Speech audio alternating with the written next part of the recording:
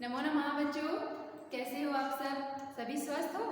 मैं आशा करती हूँ कि आप सभी घर पर स्वस्थ होंगे और नियमित रूप से अपने विषय हिंदी का अध्ययन कर रहे होंगे। तो आइए बच्चों, मैकफिजन अविराज वर्ल्ड स्कूल की तरफ से आज की हमारी कक्षा 7 की विषय हिंदी की कक्षा में आप सभी का हार्दिक अभिनंदन है। और जैसा कि आप सभी को पता है कि हम निरंतर नियमित रूप से अपने विषय हिंदी का अध्ययन करते आ रहे हैं, अपनी पाठ्य पुस्तक से पाठों को पढ़ते आ रहे हैं। आज हम उसी प्रक्रिया को आगे बढ़ाएंगे और उस प्रक्रिया के अंतर्गत आज हम पाठ क्रमांक 11 का अध्ययन करेंगे, जिसका नाम है उत्तराखंड का एक गांव रतौली। तो बच्चों, उत्तराखंड का एक गांव, पाठ के नाम से ही पता चल रहा है कि हमें आज का पाठ किसी गांव के विषय में है ना, विषय से संबंधित है। आज हम किसी गांव के विषय में जानेंगे अपने पाठ के अंतर्गत। तो सर्वप्रथम हम अपने पाठ से संबंधित कठिन शब्दार्थों का अध्ययन कर लेते हैं, उनको जान लेते हैं। देखिए शार्टकट पर शब्दार्थ: सुदूरवर्ती, बहुत दूर स्थित, पारदर्शी, जिसके आर पार देखा जा सके, मूलभूत, बुनियादी, संसाधन, प्राप्ति का साधन, अवरुद्ध, रोकना, नामचीन, बहुत प्रसिद्ध, विख्यात, आजीविका, रोजगार, सुपुर्द, सौंपना, निधि, कोष, खजाना, पलायन, दूसरे स्थान को चले जाना, जिस स्थान पर हम रह रहे हैं उस स्थान को छोड़कर अन्यत्र कहीं चले जाना पलायन कहलाता है। नसीहत, सदुपदेश या सलाह। तो ये तो हुए हमारे पाठ से संबंधित कठिन शब्द।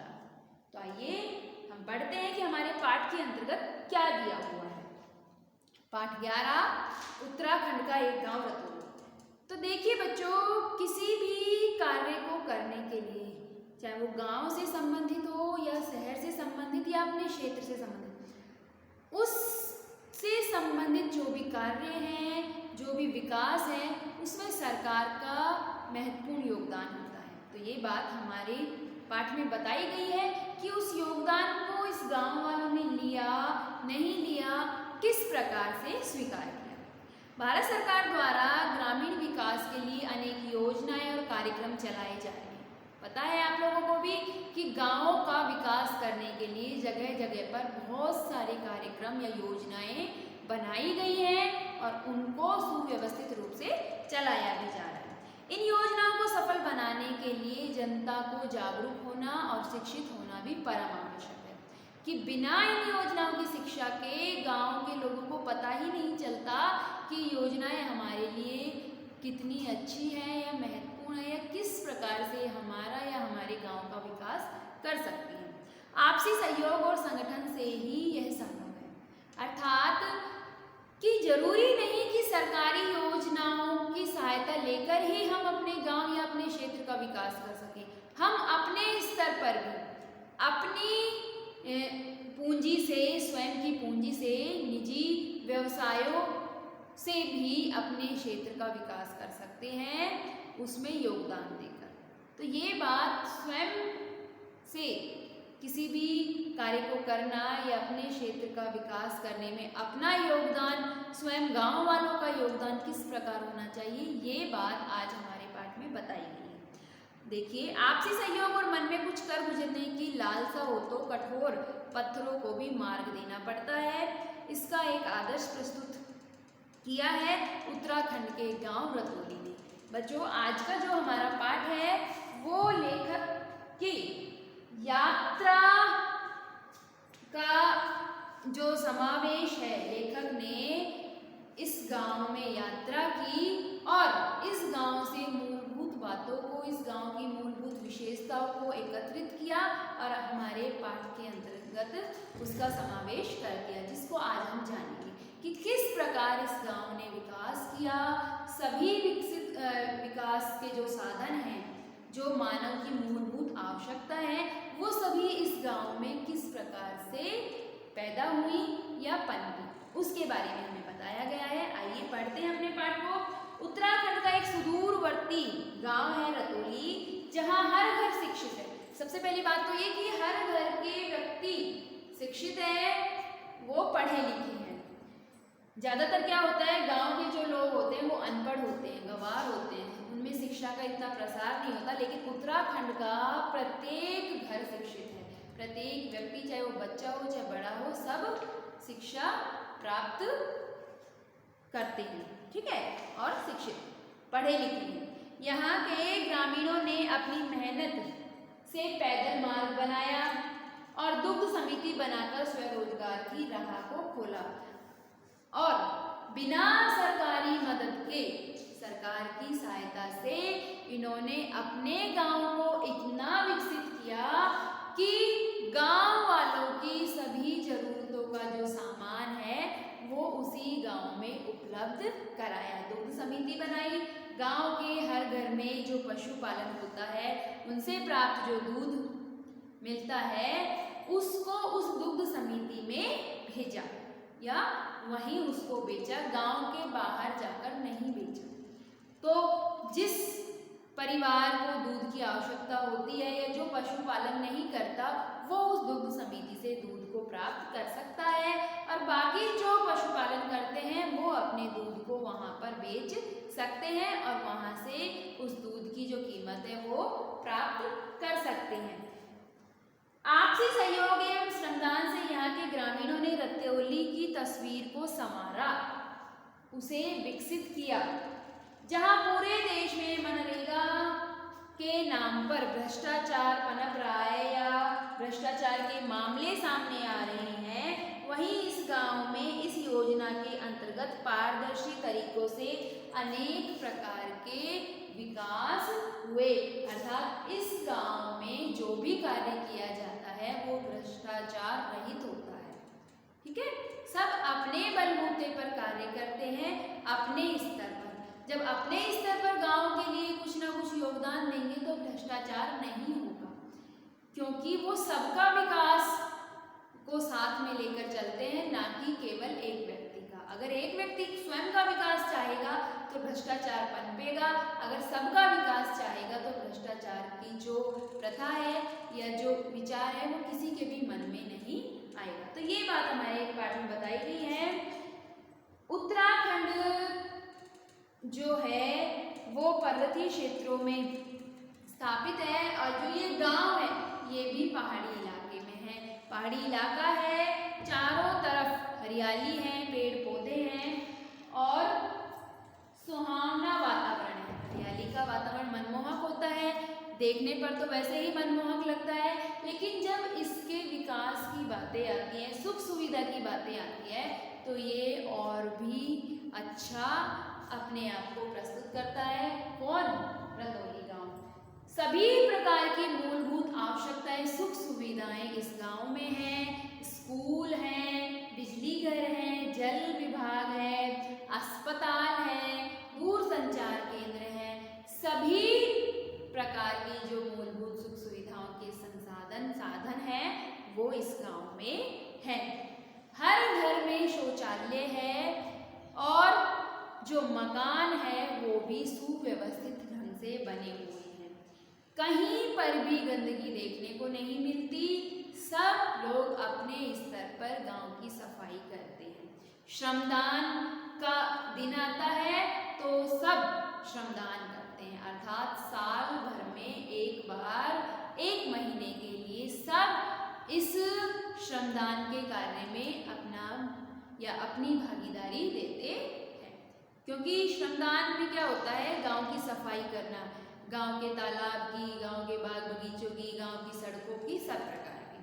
पहले मोटर मार्ग नहीं थे तो थोड़ा आवाजाही में समस्याएं होती थी लोगों को, लेकिन अब मोटर मार्ग की भी स्थापना हो रही है, जिससे आने जाने में भी जो परेशानी है वो कम होगी। ग्रामीण लोग अपने स्तर पर जो भी व्यवसाय करते हैं, खेती बाड़ी करना, साग सब्जी बोना, और उनको वहीं पर अपने गांव में ही दुकान लगाकर बेचना, गांव से बाहर अपना सामान नहीं बेचना, ये उन लोगों की सोच है कि हम अपने द्वारा जो भी कार्य किए गए हैं उनको अपने गांव में ही प्रस्तुत करें, गांव में ही लगाएं।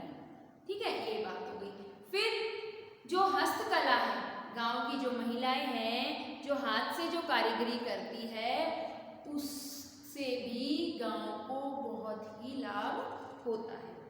ठीक है, तो ये बात हुई गांव के विषय में। अब गांव ने ये निश्चय किया कि गांव के आसपास या चारों ओर जो भी वन है, पेड़ पौधे हैं, और गांव के अंदर जो भी वन और पेड़ पौधे हैं, उनका संरक्षण किया जाए। इसके लिए सभी गांव वालों ने मिलकर ग्राम पंचायत का गठन किया और उस ग्राम पंचायत ने वन पंचायत का गठन किया। ठीक है, गांव में पंचायत तो होती है जो सभी प्रकार के लड़ाई झगड़े के मामले को या और विकास के मामलों को सुलझाती है, उसका निपटारा करती है। तो उन्होंने क्या किया, वन पंचायत का गठन किया और उस वन पंचायत में महिलाओं की भागीदारी को सुनिश्चित किया कि ज़्यादा से ज़्यादा महिलाएं हों।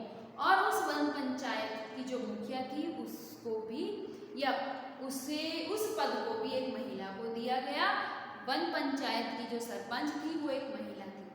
तो सरपंच ने निश्चय किया कि गांव के सभी वनों में या गांव के आसपास जो वन क्षेत्र है उसमें जितने भी पेड़ हैं उनकी रक्षा सुरक्षा का दायित्व महिलाओं का है। तो उससे क्या होता है, जो भूस्खलन की जो स्थिति आती है बारिश के मौसम में वो कम होती है। ज़्यादा से ज़्यादा पेड़ लगाएंगे तो बारिश के मौसम में मिट्टी का कटाव नहीं होगा। पेड़ मिट्टी के कटाव को रोकने में सहायक होते हैं।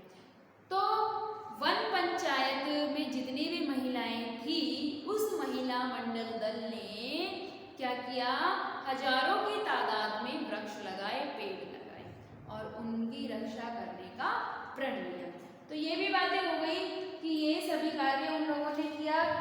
शादी अन्य समारोह के अवसरों पर जहां दूसरे स्थानों पर लोग बर्तन आदि बाजारों से किराए पर लाते थे, बर्तन आदि को बाकी शादी समारोह में जो भी वस्तुएं उपयोग में ली जाती है वो सब कहाँ से लाते थे, बाजारों से किराए पर लाते हैं। इस गांव में इसकी कोई आवश्यकता नहीं पड़ती क्योंकि ये सभी जो सामान है वो गांव में ही उपलब्ध हो जाते हैं। गांव वालों ने आपसी तालमेल से पैसे एकत्रित करके थालियाँ, गिलास, बाल्टियाँ, दरियाँ, भोजन बनाने के लिए बर्तन आदि कुछ वर्ष पहले खरीद लिए थे। और अब गांव के किसी भी परिवार में अगर कोई भी शादी समारोह होता या कोई भी कार्यक्रम होता तो वो उस परिवार को वो सामान दे देते प्रयोग में उपयोग में लाने के लिए। तो ये भी आवश्यकता उनकी पूरी हो गई। दूसरी बात ये है कि आपसी एवं विधायक निधि के सहयोग से यहाँ का जो पौराणिक मंदिर है शिव गुफा मंदिर, उसका भी सौंदर्यीकरण किया गया, उसको भी सुधारा गया, उसकी भी सुंदरता को बढ़ाया गया। यहाँ हर रोज लोग पूजा अर्चना करने आते हैं, उनकी बैठने की भी व्यवस्था की गई। तो बच्चों, जो इस गांव के विकास की जो नींव थी वो इतिहास में अगर जाके देखें तो 20 साल पहले रखी गई थी सारा विकास, लेकिन उस नींव के ऊपर जो कार्य किया गया वो थोड़ा लेट हुआ, इस पाठ में बताया गया। उसमें थोड़ा विलंब हुआ, देरी हुई, लेकिन हुआ तो बहुत अच्छा हुआ। आज ये गांव सुख सुविधाओं के आधार पर और साफ सफाई स्वच्छता के आधार पर, मूलभूत आवश्यकताओं के आधार पर और ग्रामीणों की स्वावलंबी और आत्मनिर्भर होने के आधार पर आज देश में एक अनूठा उदाहरण प्रस्तुत करता है। जहाँ भी गांव को आदर्श गांव बनाने का कार्यक्रम चलाया जा रहा है तो उस कार्यक्रम को कराने वालों को इस गांव से सीख लेनी चाहिए। ये जरूरी नहीं कि गांव को आदर्श बनाना केवल सरकार का ही कार्य है, सरकार ही उसमें योगदान दे सकती है। नहीं, जब तक ग्रामीण लोग, किसी गांव से संबंधित उस गांव के लोग इस कार्य में बढ़ चढ़कर भाग नहीं लेंगे, तब तक वो कार्य है सुचारू रूप से नहीं हो सकता। ये उदाहरण कौन से गांव ने प्रस्तुत किया? उत्तराखंड के रतौली गांव ने। उन्होंने अपने स्तर पर अपने गांव को एक आदर्श गांव बनाया और एक अनूठा उदाहरण प्रस्तुत किया। यहाँ के लोग विकास की लड़ाई संगठित होकर ही लड़ते हैं।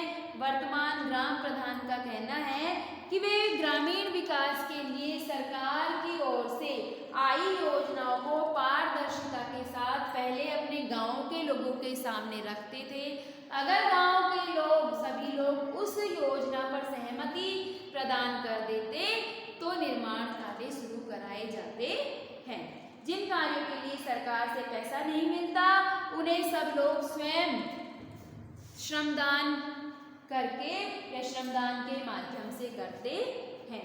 इस गांव के लोगों ने बता दिया कि ग्रामीण विकास केवल सरकार के रहमो करम पर नहीं या रहमो करम से ही संभव नहीं है, बल्कि इसके लिए जन कल्याण या लोगों की भागीदारी होना भी परम आवश्यक है। तो बच्चों, जो ये पाठ था ये किसके द्वारा प्रस्तुत किया गया? ये पाठ अशोक शुक्ला की यात्रा पर आधारित है।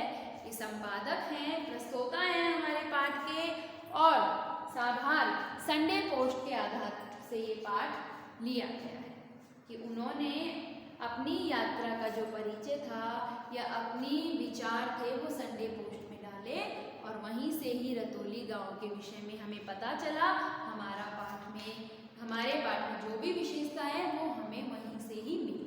तो हमारा पाठ कहाँ से बना? Sunday post. कौन थे इसके लेखक? अशोक शुक्ल। तो आपको समझ में आया आज की हमारा जो ये यात्रा वृतांत है, यह जो हमारा ये पाठ है वो अच्छी तरीके से समझ में आया ना? रतौली गांव कहाँ है? रतौली गांव उत्तराखंड में। और क्यों प्रसिद्ध है ये रतौली गांव? अपने ग्रामीणों के श्रमदान के लिए प्रसिद्ध है कि इस गांव के लोगों ने अपने गांव को आदर्श गांव बनाने के लिए क्या क्या कार्य किए। उन्होंने किसी की मदद नहीं ली अपने गांव को एक अच्छा गांव प्रस्तुत करने के लिए। आया समझ में? तो बच्चों, आप अपने इस पाठ को स्वयं पढ़िए और स्वयं से इसका आकलन कीजिए, गांव वालों ने क्या क्या कार्य किए, कौन कौन से अच्छे कार्य किए। ठीक है? और जो भी अच्छे कार्य लगे आपको अपने पाठ से, वो कोई भी 5 कार्य आप अपनी अभ्यास पुस्तिका में लिखिए। ठीक है बच्चों, मिलते हैं अपनी अगली कक्षा में। तब तक के लिए धन्यवाद।